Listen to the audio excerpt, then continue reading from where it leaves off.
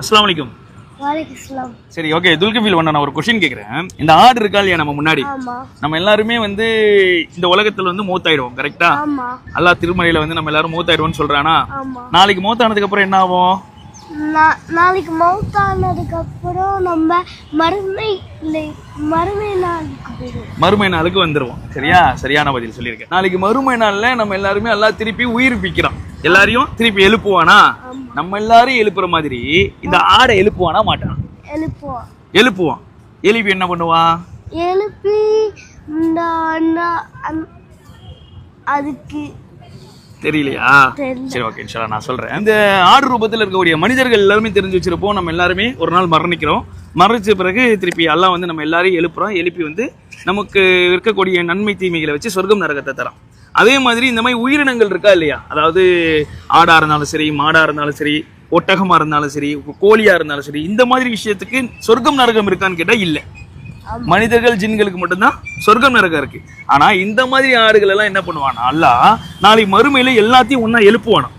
எழுப்பி இந்த ஆடு வந்து ஏதோ ஒரு ஆடால ஏதாவது ஒரு அடிபட்டிருக்கலாம், ஒரு ஆடு வந்து இதை முட்டி இருக்கலாம், ஒரு ஆடு வந்து இதோட உடம்பை ஏதாவது சேதப்படுத்தி இருக்கலாம். அந்த மாதிரி ஏதாவது ஒண்ணு நடந்துருந்துச்சுன்னா அல்லாஹ் அந்த இடத்துல ஒரு ஆடை விட்டு இன்னொரு ஆடை பழி தீர்க்க வைப்பான்.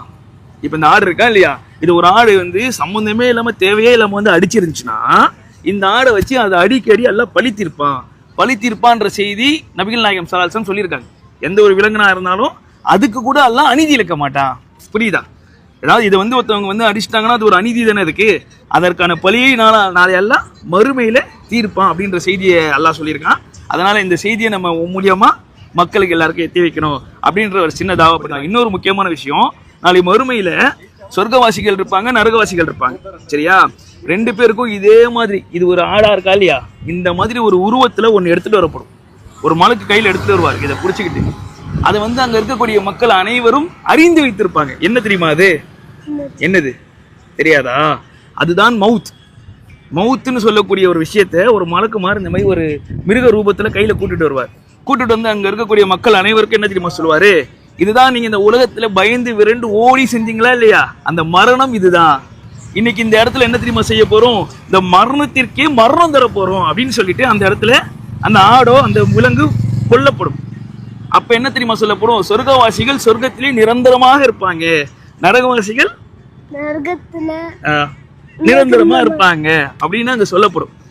ஒரு மௌத்தை இந்த ரூபத்துல எல்லாம் எடுத்துட்டு வருவான் நாளை மறுமையில அப்படின்ற செய்தி நம்மளால பார்க்க முடியுது. இன்ஷா அல்லாஹ் இது அனைத்தும் தெரிஞ்ச மக்களா நம்ம இருக்கணும். சரியா? அஃபலா ததக்கருன், சிந்திக்க மாட்டீங்களா?